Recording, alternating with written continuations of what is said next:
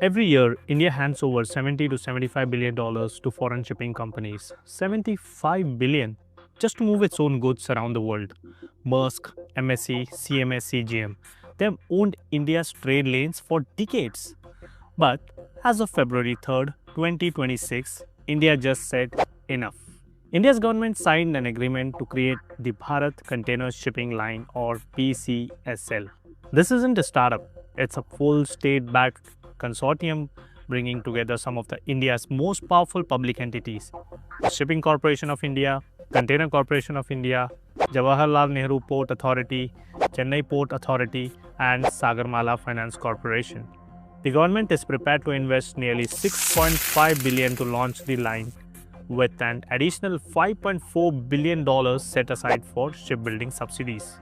The goal: build 51 container ships within 5 years, starting with 15 domestically built vessels ordered next fiscal year, and this is just phase 1. Here's the brutal reality India has been living with. Containerized cargo accounts for nearly 2/3 of the value of India's international trade, and almost none of it moves on Indian ships. The Shipping Corporation of India, the country's only mainline container operator, owns just 3 container vessels. 3! Meanwhile, Maersk alone operates over 700. When COVID hit and rates went insane in 2021, Indian exporters were at the mercy of whoever controlled the ships. When the Red Sea crisis hit in 2024, same story. Officials have noted that the absence of a national container carrier has repeatedly exposed Indian exporters and importers to volatile freight rates and global supply chain disruptions. That vulnerability ends now, or at least that's the plan. So what does BCSL actually look like? Initial service will focus on Asia, West Asia and the Red Sea, with later expansion to Europe, Africa and the Americas. On ownership, SCI and Concord each hold 30% equity, Sagarmala Finance takes 20%, the remaining 20% is split between the major port authorities. And this isn't happening in isolation. India's Union Budget 2026-27 included a dedicated container manufacturing assistance scheme, a $1 billion program to build a globally competitive domestic container manufacturing base. India doesn't just want to operate ships, it wants to build them and the boxes they carry. The country currently ranks around 20th globally in shipbuilding.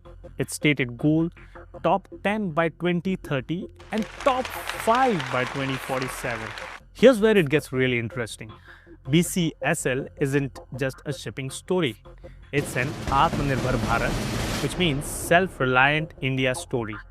And the timing is no accident. In January, India finalized a major free trade agreement with the European Union. In February, the Trump administration cut tariffs on India goods from 25% to 18% in exchange for India opening its own markets. More trade deal means more cargo. More cargo gives India a commercial reason, not just political, to control its own lanes. New trade agreements with the EU and the US are expected to drive a sharp rise in container volumes, supporting new direct deep-sea services linking India with the Europe and the North America and reducing reliance on East Asian transshipment hubs. And the existing giants have already noticed. CMA CGM, Maersk and MSC all announced in 2025 to reflag vessels in India. When the big players start reacting, you know something real is happening. With political backing, significant infrastructure spending, and a surge in the trade volumes on the horizon, India is signaling that container shipping is now a strategic industry. It is no longer willing to outsource. Whether it pays off depends on execution and whether they can build fast enough. I'll be tracking this closely, so subscribe to Captain Sibish because the story is just getting started. Drop your take in the comments. Can India pull this off? Thank you. Jai Hind, Jai Navi.